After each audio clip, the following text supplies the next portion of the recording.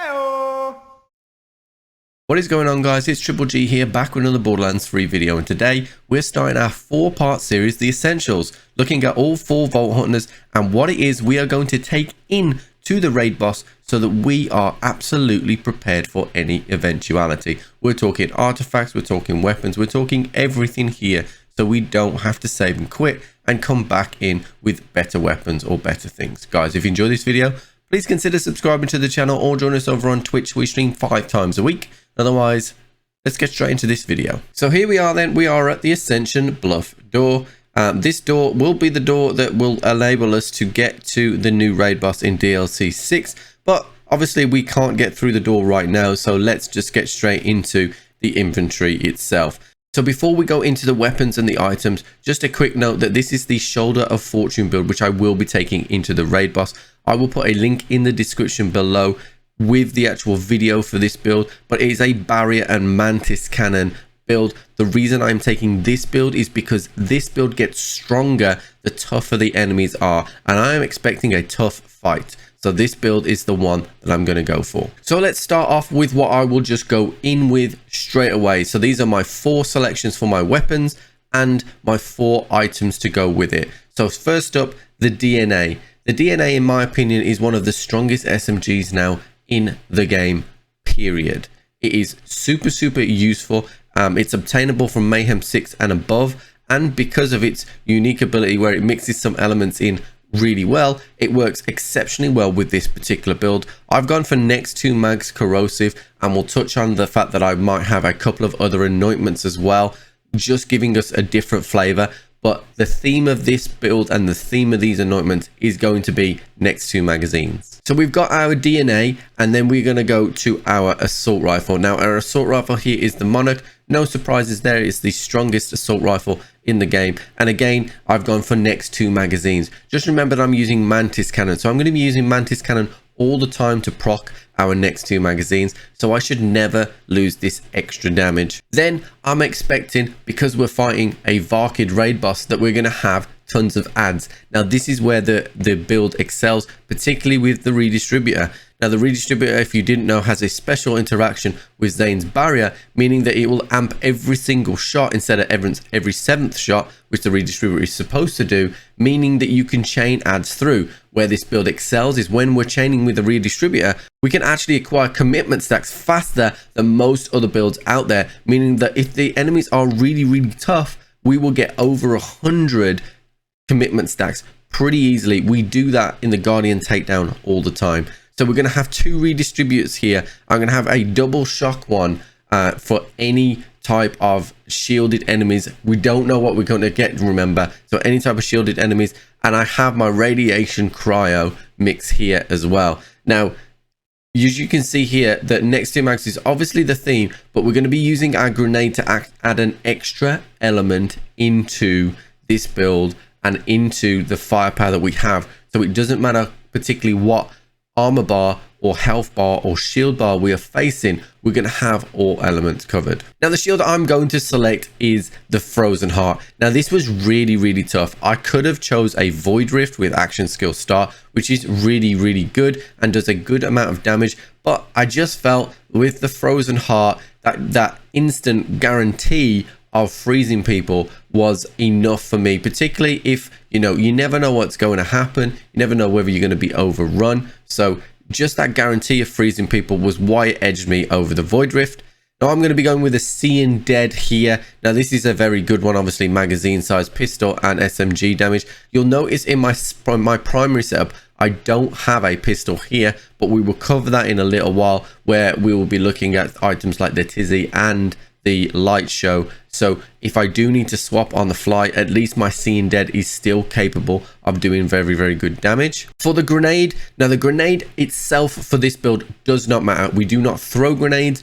Our drone is not here. We have no way of throwing grenades. The only thing that matters here is the anointment. Now as you very quickly can see, I have a ton of grenades with all different anointments. I have some on grenade thrown just in case I get thrown off completely and I need to change one of my action skills. Now I'm not anticipating that I will, but if I do need to change my action skill, say for instance like the boss somehow gets rid of my barrier, or the boss stops my mantis cannon working and I need to change the drone, having an on grenade thrown, a grenade of some sort, will keep that damage going. So it's a just in case on grenade thrown. But you'll see here that the on action skill end and then X kind of, you know, different element will synergize really well. So remember, primarily I will use my radiation cryo redistributor to start with and see how things go. So having a different element in that grenade will give us a different mix, which will again make us very, very, very effective against any armor bar, any shield bar, or any health bar in the game. Finally, we have my icebreaker victory rush. This has, you know, from the second this dropped in Athenas all that time ago, this has never come off. It's my icebreaker victory rush. Obviously it needs no introduction. Icebreaker because we're going to be freezing things all the time, and victory rush because we want that extra damage. Now we don't know if this raid boss is going to be surrounded by badass enemies. We're guessing it's going to be surrounded by Varkid, but badass enemies, not completely sure.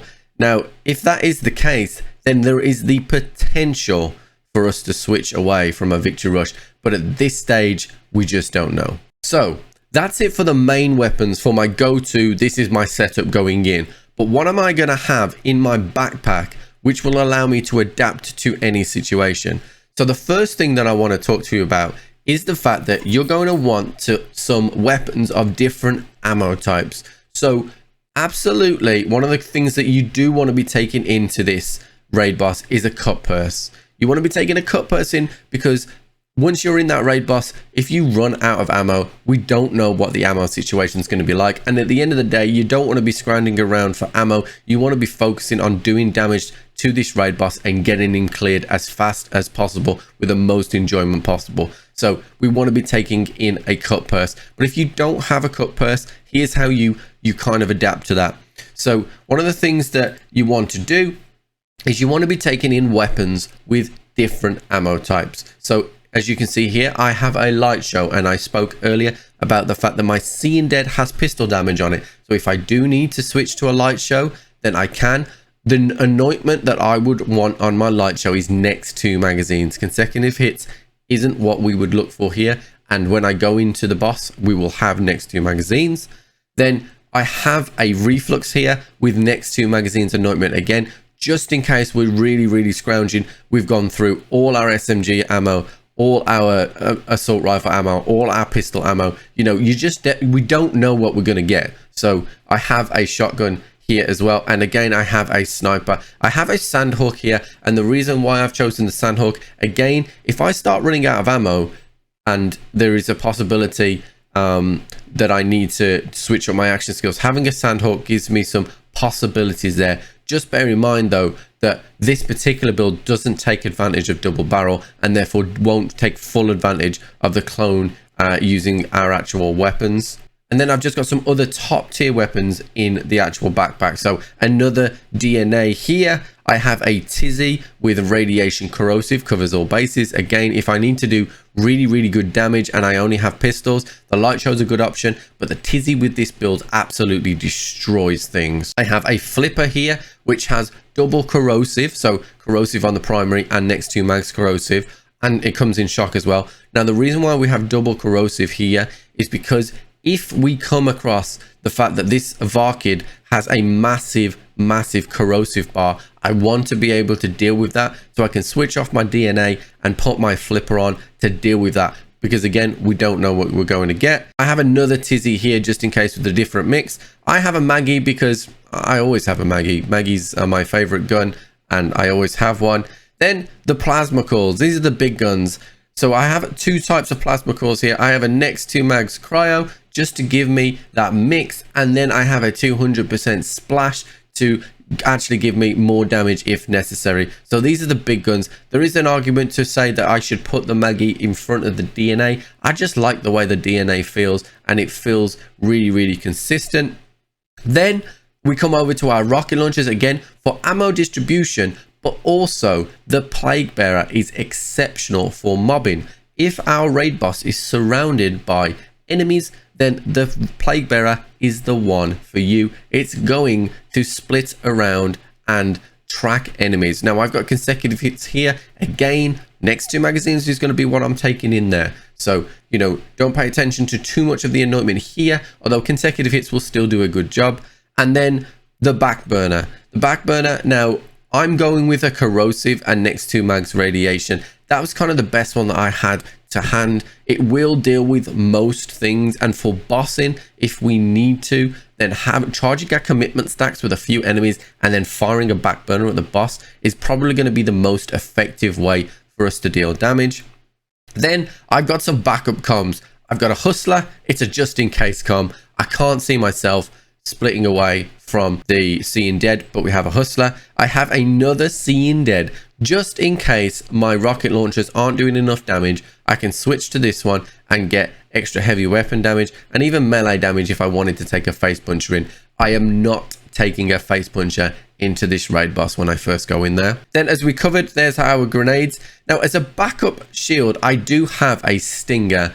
Now, if we are struggling with ads, another way that we can effectively deal with the ads that are surrounding these raid bosses is that if we're doing a ton of damage all the time, we can use our action skill start stinger to charge up all that damage that is happening in the world and using it in Groundbreaker, which is a Guardian rank skill. So if you don't know, Guardian rank skill Groundbreaker takes all the damage that you have just done over the last 5 seconds and then gives you 25% of that damage for free on the next melee. This shield does melee damage, so you're going to get free damage, which would just, you know, clear enemies around you, giving you that breathing space to do damage to the boss. And then the last couple of things are a couple of artifacts. So we've already touched on the cut purse. We've already touched it. It's going to be useful if you run out of ammunition. We've covered that one.